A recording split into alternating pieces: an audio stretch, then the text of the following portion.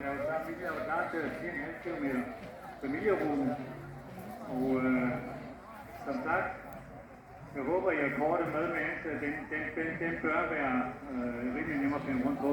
Nu når I kommer ud til landvejen her, I også op til højre, og det som der I skal være opmærksom på, at det første stykke I går, det er faktisk ikke en del af Trolleruten, så I skal gå op til det skilt, der står deroppe, hvor der står Stenskov, og der går I ind der.